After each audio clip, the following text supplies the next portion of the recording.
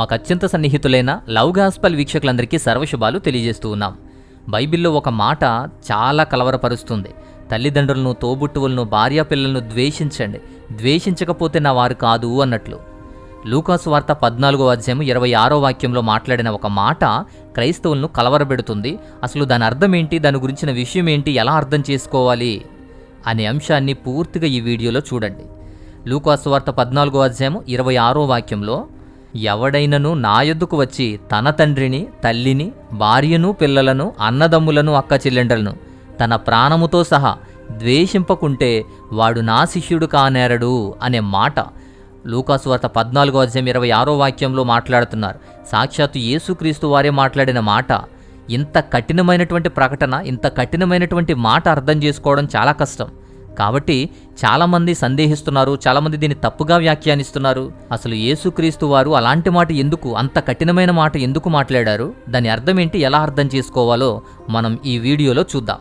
ఈ వాక్యం చూస్తుంటే యేసుక్రీస్తు వారు కుటుంబ సంబంధాలకు, లోతైనటువంటి ఆత్మీయ సూత్రాలకు ఒక మధ్య మాట్లాడినటువంటి ఒక మాట, అలా కుటుంబ సంబంధాలను, ఆధ్యాత్మికమైనటువంటి ఒక బంధాన్ని తెలపడానికి మాట్లాడిన మాట. కానీ ఇది తన సొంత తల్లిదండ్రులు, పిల్లలు, తోబుట్టువులు వారిని విడిచిపెట్టమని కాదు, వదిలివేయమని కాదు, వదిలి రమ్మని కాదు, వారిని ద్వేషించమని అసలు కాదు. నిజానికి అదే యేసుక్రీస్తు వారు, అదే బైబిల్ మనకు బోధించేది ఏంటి అంటే కుటుంబ వ్యవస్థ యొక్క వాల్యూని, వారి యొక్క సంబంధాలను చాలా వాల్యూ ఇస్తూ వాటి గురించి మనల్ని హెచ్చరిస్తుంది. ఇహలోకంలో భూమి మీద బ్రతికినంతకాలం భార్య, పిల్లలు, తల్లిదండ్రులు ఖచ్చితంగా వారితో ఉండాల్సిందే. వారిని సంరక్షించాలి, ప్రేమించాలి. దీనికి మించి ఏమీ లేదు. ఇది పాత నిబంధన, కొత్త నిబంధన అన్నిటిలోనూ కూడా ఇచ్చిన బలమైన ఆజ్ఞ. వాక్యాలు కూడా తల్లిదండ్రులను గౌరవించడం గురించి, బలమైనటువంటి కుటుంబ సంబంధాల గురించి, బంధాలను ఎలా కాపాడుకోవాలో చాలా ప్రాముఖ్యతను కలిగి ఉంటాయి. అంతేకాదు ఆజ్ఞగా ఇచ్చిన ఒక మాట ఉంది. 5వ ఆజ్ఞగా ఇచ్చాడు దేవుడు నిర్గమాకాండం 20వ అధ్యాయం 12వ వాక్యంలో, నీ తల్లిని, నీ తండ్రిని సన్మానించండి అని, గౌరవించండి అని. దాని ద్వారానే నీ దేవుడైనటువంటి యెహోవాకు నీకు ఇస్తున్నటువంటి దేశంలో ఎక్కువ కాలం జీవించేటువంటి అవకాశం ఇచ్చేటువంటి ఒక ఆజ్ఞ అది. ఇది కొత్త పాత నిబంధనలన్నిటిలోనూ కూడా పదే పదే కనిపించేటువంటి ఆజ్ఞ. ఇది శాశ్వతముగా ప్రాముఖ్యతను ఇచ్చేటువంటి ఆజ్ఞ.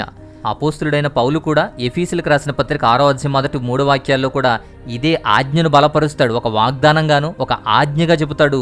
మొట్టమొదటి ఆజ్ఞగా దీన్ని పిలుస్తాడు. తల్లిదండ్రులను గౌరవించడం అనేది ఆశీర్వాదకరము, అలాగే సుదీర్ఘ జీవితానికి దారితీసేటువంటి ఒక ఆజ్ఞ. తల్లిదండ్రుల గురించి మాత్రమే కాకుండా కుటుంబంలో అన్ని బంధుత్వాలకు సంబంధించి కుటుంబ భాగస్వామ్యము, వాటి విలువలు, వాటి సంబంధాలు అన్నిటి గురించి వాగ్దానాలు ఇవ్వబడ్డాయి, ఆజ్ఞలు ఇవ్వబడ్డాయి, ఆశీర్వాదాలు ఇవ్వబడ్డాయి. వాటి గురించి అనేకమైన హెచ్చరికలు తెలియచేయబడ్డాయి. అంతేకాదు సహోదరుల గురించి కూడా 133వ కీర్తన 1వ వాక్యం చూడండి. చూడుము, సహోదరులు ఏకంగా కలిసి ఉండుట ఎంత మంచిది, ఎంత రమ్యమైంది అంటారు. ఎఫెసీ పత్రిక 4వ అధ్యాయం 32వ వాక్యం, ఒకనిపై ఒకరు దయాళులై, కరుణాహృదయులై, దేవుడు క్రీస్తులో మిమ్మును క్షమించినట్లుగా మీరు కూడా ఒకరినొకరు క్షమించుకోమంటారు. ఆఖరికి యేసుక్రీస్తు వారు కూడా సిలువపై మరణించేటప్పుడు తన సొంత తల్లిని శిష్యునికి అప్పగించి జాగ్రత్తగా చూసుకోమని ఒక ప్రిన్సిపల్ని, ఒక సూత్రాన్ని ప్రదర్శించారు. యోహాను సువార్త 19వ అధ్యాయం 26-27 వరకు. కొలసీ పత్రిక 3వ అధ్యాయం 20వ వాక్యం చూడండి. పిల్లలారా, మీరు అన్ని విషయాల్లో మీ తల్లిదండ్రుల మాట వినండి అంటారు. ఎఫెసీ పత్రిక 6వ అధ్యాయం 1-3 వాక్యాలు చూడండి. పిల్లలారా, న్యాయముగా మీ తల్లిదండ్రుల మాట వినండి, తల్లిదండ్రులను గౌరవించండి, ఇది వాగ్దానంతో కూడిన మొదటి ఆజ్ఞ అంటారు. కొలసీ పత్రిక 3వ అధ్యాయం 19వ వాక్యం చూడండి. భక్తులారా, మీ భార్యలను ప్రేమించి వారితో కఠినంగా వ్యవహరించకండి అంటారు. మొదటి కొరింథీ పత్రిక 7వ అధ్యాయం 3వ వాక్యం చూడండి. భర్త భార్యకు, భార్య భర్తకు వారిద్దరికి కర్తవ్యాలు అనేది నిర్వర్తించాలని చెబుతారు. మొదటి యోహాను పత్రిక 4వ అధ్యాయం 20వ వాక్యం చూడండి. దేవుణ్ణి ప్రేమిస్తున్నాను అని చెప్పి తన సహోదరుని ద్వేషించేవాడు అబద్ధికుడు. కనుగొనే తన సహోదరుని ప్రేమించినవాడు కనుగొనని దేవుణ్ణి ఎలా ప్రేమించగలడు అనే వాక్యం సెలవిస్తోంది. సో ఇలా సహోదరుని గురించి కూడా, అంతేకాదు కుటుంబం గురించి, కుటుంబ ప్రేమ బంధవ్యాల గురించి ఎఫెసీ పత్రిక 4వ అధ్యాయం 2వ వాక్యం చూడండి. పూర్ణ వినయముతోనూ, సౌమ్యముతోనూ, దీర్ఘశాంతితోనూ ప్రేమలో ఒకరినొకరు భరించుకోమంటారు. రోమీలకు రాసిన పత్రిక 12వ అధ్యాయం 10వ వాక్యం చూడండి. సోదర ప్రేమలో ఒకరికొకరు అంకితులై ఉండాలి, గౌరవంలో ఒకరు ఒకరు మించి ఉండాలి అంటారు. సో ఈ వాక్యాలన్నీ కుటుంబ జీవితంలో ప్రేమ, గౌరవం, క్షమాశీలత, ఐక్యత, సంరక్షణ ఇలాంటి వాటి ప్రాముఖ్యతను నొక్కి చెబుతాయి. బైబిల్ కుటుంబాన్ని దేవునికి దానంగా చూస్తుంది. కుటుంబ సభ్యుల మధ్య పరస్పర ప్రేమ, సహాయం ఖచ్చితంగా ఉండాలి అని ప్రోత్సహిస్తుంది. కుటుంబ సంబంధాల్లో ఎదురయ్యేటువంటి వాటి గురించి హెచ్చరికలు జారీ చేస్తుంది.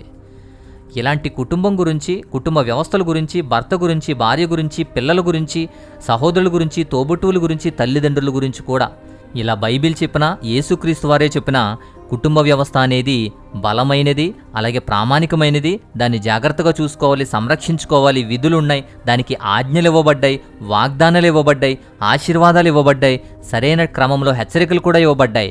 అలాంటి కుటుంబ వ్యవస్థ గురించి గొప్పగానే చెప్పి కుటుంబ వ్యవస్థను ప్రోత్సహిస్తుంది బైబిల్. కానీ ఈ లూకా సువార్త 14వ అధ్యాయం 26వ వాక్యంలో మాత్రం ఎలా యేసుక్రీస్తు వారు ఎందుకు బోధించారు, ఎందుకు అన్నారు, ఎలా అన్నారు, ఎందుకు అన్నారో చూద్దాం. దీన్ని అర్థం చేసుకోవడంలోనే ఉంది. ఇది విద్వేషాన్ని రెచ్చగొట్టేది లేదా ద్వేషాన్ని ఆజ్ఞాపించేది కాదిది. దీన్ని ఉపయోగించినటువంటి లాంగ్వేజ్ హైపర్బోలిక్ లాంగ్వేజ్లో కమ్యూనికేట్ చేయడానికి వాడారు. దీన్ని తులనాత్మకమైనటువంటి ఒక ప్రియారిటీని, ప్రాధాన్యతను నొక్కి చెప్పడానికి వాడారు. దీనిలో మొదటి విషయం గుర్తుపెట్టుకోండి. మొదటిది Hebrew idiom of comparison. So comparison చేయడానికి హిబ్రూ లాంగ్వేజ్లో వాడినటువంటి ఒక జాతీయం ఇది. ద్వేషించండి అంటే అక్కడ ద్వేషం అనేటువంటి పదం హిబ్రూ జాతీయం ప్రకారం ప్రాముఖ్యతను వ్యక్తం చేసేది. సో ఇంపార్టెన్స్ని వ్యక్తపరిచేటువంటి టెర్మినాలజీగా అక్కడ వాడారు. అందుకే ఇది బైబిల్లో కూడా కొన్ని చోట్ల వాడిన విధానం చూడండి.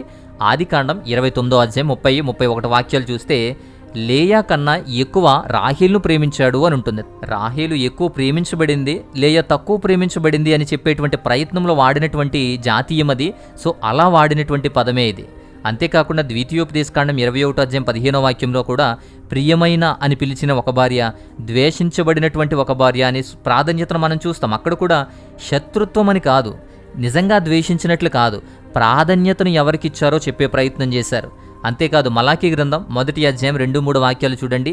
యాకోబును ప్రేమించాను, ఏశావును అసహించుకున్నాను అనే పదం ఇక్కడ ఇద్దరిని కంపేర్ చేసుకుంటూ ప్రాధాన్యత ఎవరికిస్తున్నారు, ప్రియారిటీ ఎవరికిస్తున్నారు అనేటువంటి కంపారిజన్ చేసేటువంటి టైంకి ఇలాంటి జాతీయాన్ని వాడతారు. అది హిబ్రూ ఐడియం ఆఫ్ కంపారిజన్లో మనకు తెలుస్తుంది. అలానే ఈ వాక్యాన్ని కూడా కుటుంబ వ్యవస్థలో ఉన్నటువంటి మన రిలేషన్స్, దేవుడు రెండు ప్రక్కన పెడితే దేనికి ప్రాధాన్యతనివ్వాలి, దేనికి ప్రాముఖ్యతనివ్వాలి అనే జాతీయం గురించి వాడినటువంటి మాట.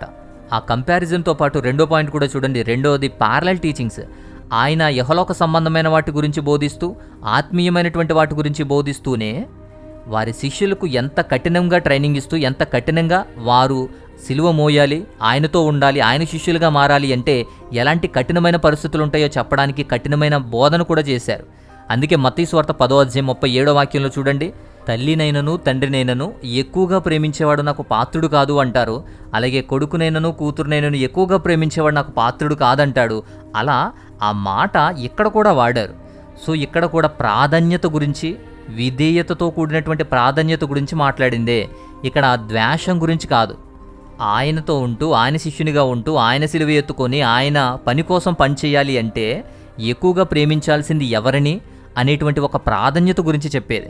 అంతేకాదు మూడవది కూడా కఠినమైనటువంటి శిష్యరికం, కఠినమైనటువంటి క్రమశిక్షణతో కూడినటువంటి ఒక సందర్భం. యేసుక్రీస్తు వారు గొప్ప జనసమూహాలతో మాట్లాడుతూ ఉంటే వారంతా కూడా అతన్ని అనుసరిస్తున్నారు. ఆయన ఎక్కడికి వెళ్తే అక్కడికి వస్తున్నారు. కానీ అందరూ కూడా ఆయన శిష్యులైపోవాలని, ఆయనతో వెళ్ళాలని, ఆయనతో రావాలి అని చూస్తారు. అనుచరులు వేరు, నిజమైన శిష్యులు వేరు. ఈ రెండిటి మధ్య విషయాన్ని నొక్కి చెప్పడానికి, కంపారిజన్ చేయడానికి స్ట్రాంగ్గా మాట్లాడాల్సి వచ్చింది. సాధారణమైనటువంటి ఫాలోవర్స్కి, అనుచరులకి, అలాగే యేసుక్రీస్తు వారితో ఉండే శిష్యరికానికి ఎంత తేడా ఉందో చెప్పేటువంటి ప్రయత్నం. యేసుక్రీస్తు వారికి అత్యున్నతమైన విధేయత అవసరం. నిజంగా తనకు శిష్యులుగా ఉన్నటువంటి వారు ఎన్ని శ్రమలు అనుభవించారు, హతసాక్షులుగా మరణించారు. అలాంటి కఠినమైనటువంటి శిష్యరికం ఉంటుంది. కాబట్టి ఇక్కడ తల్లిదండ్రులు, పిల్లలు, భార్య, తోబుట్టువులు అంటూ వాటి గురించి ఆలోచిస్తూ ఇటు దేవుని గురించి కూడా ఆలోచించేవారైతే వాటికి వీటికి మధ్యలో ప్రాముఖ్యత దేనికి ఇవ్వాలో చూసుకోండి, ఆ కంపారిజన్ ఎక్కడుందో చూసుకోండి అని చెప్పి ఇలాంటి స్ట్రాంగ్ మాట, కమిట్మెంట్ అనేది ఒక స్ట్రాంగ్ కమిట్మెంట్తో రావాలి అని చెప్పేటువంటి ఉద్దేశంతో మాట్లాడిన మాట ఇది. ఆ తర్వాత ఆయనకు శిష్యులుగా ఉన్నవారిని చూడండి.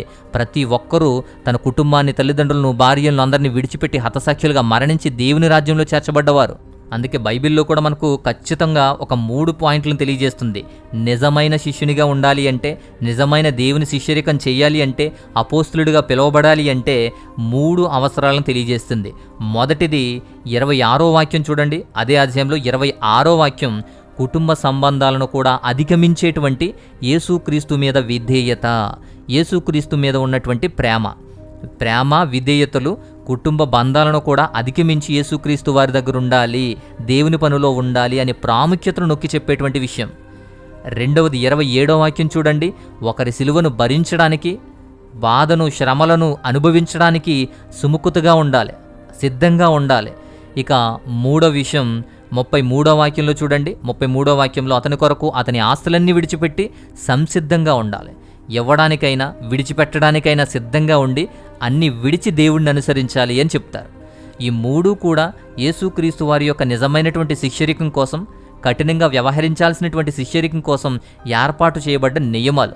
ఇక్కడ సాధారణమైన విశ్వాసానికి, సాధారణమైనటువంటి జనాంగానికి, నిజంగా ఆయనతో ఉండేటువంటి శిష్యరికానికి కంపారిజన్ చేయడానికి ఆ మాట చెప్పాల్సి వచ్చింది. అందువలనే నీ తల్లిదండ్రులను, నీ భార్యను, నీ పిల్లలను, నీ తోబుట్టువులందరినీ కూడా ద్వేషించిన వాడు మాత్రమే నా శిష్యుడు కాగలడు అనే మాట మాట్లాడారు. ఇక్కడ ద్వేషం అనే పదం ఇక్కడ కంపారిజన్ చేయడానికి వాడబడింది. ఎక్కువ ప్రాధాన్యత దేనికిస్తారు అని.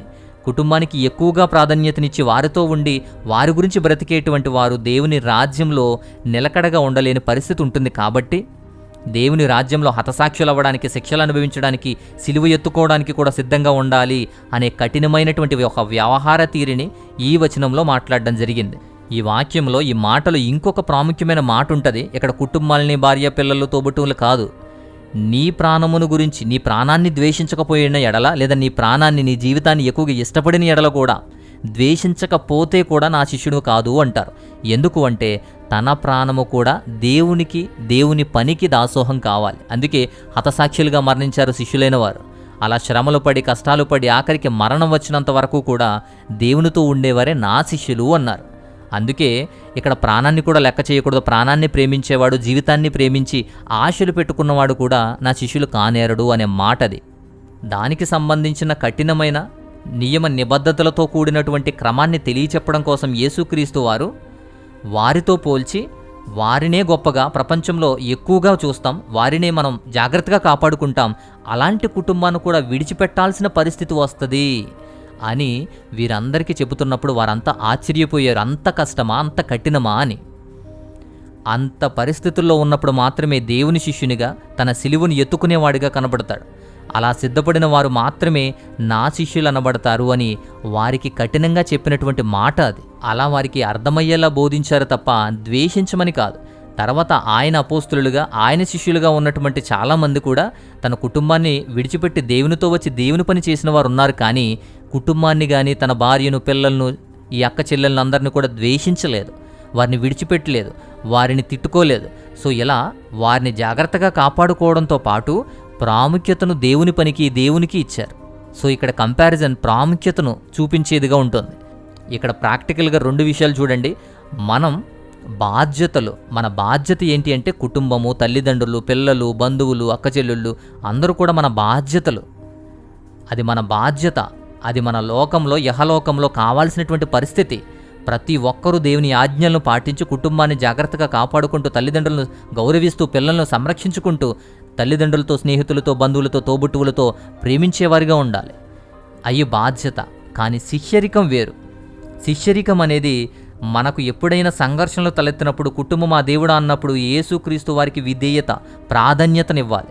ఇక లాస్ట్ ఒకే ఒక మాట, లూకాసు వార్త 14వ అధ్యాయం 26వ వాక్యం అనేది నిజమైనటువంటి శిష్యరికం. అంటే యేసుక్రీస్తు వారిని మొదట ఉంచాలా, మధ్యలో ఉంచాలా, చివరిని ఉంచాలా. సో ప్రతిది యేసుక్రీస్తు వారితో ముడిపడి ఉంటుంది, దైవికంతో ముడిపడి ఉంటుంది. కాబట్టి ప్రతిసారి ఆత్మీయత అవసరం అని బోధించే వాక్యం అది. మనల్ని కష్టాలు తెచ్చుకోమని, కష్టాలను కోరుకునేది కాదు. ద్వేషించమని, వరకు దూరంగా ఉండమని ఎంత మాత్రమూ కాదు. సో ఇది ఈ అంశం. ఇదంతా చాలా క్లియర్గా అర్థమైంది అనుకుంటున్నాను. ఇంకేదైనా సందేహాలు ఉన్నా కూడా కామెంట్ ద్వారా, వాట్సాప్ ద్వారా తెలియజేయండి. అలాగే మా వ్యయ ప్రయాసలకు, కష్టాలకు, మా పరిచర్లకు సహాయం చేయాలి అనుకుంటే మీ విలువైన సహాయాన్ని, సహకారాన్ని, స్క్రీన్ మీద డీటెయిల్స్ ఉన్నాయి, మీ సహాయం అందించి మా తోటి పాలిభాగస్తులుగా ఉండాలని మీకు గుర్తు చేస్తున్నాను. సో ఇది ఈ వీడియోలోని అంశం. ఇదంతా మీకు నచ్చింది అని నేను అనుకుంటున్నాను. నచ్చితే ఖచ్చితంగా లైక్ చేయండి. ఇతరులకు కూడా మంచి అంశాన్ని, మంచి వాక్యాన్ని షేర్ చేయండి. అలాగే దీన్ని వ్యతిరేకించేవారు, దూషించేవారు, అలాగే దీన్ని తప్పుగా అర్థం చేసుకునేవారు కూడా ఇది షేర్ చేయండి. సో మరొక అద్భుతమైనటువంటి మంచి అంశంతో మరొక వీడియో ద్వారా నేను మరలా వస్తాను. అంతవరకు దేవాతి దేవుని మహా ఉన్నతమైన కృపా కాపుదల మీ అందరికీ తోడయుండి బలపరిచి నడిపించునుగాక. ఆమెన్.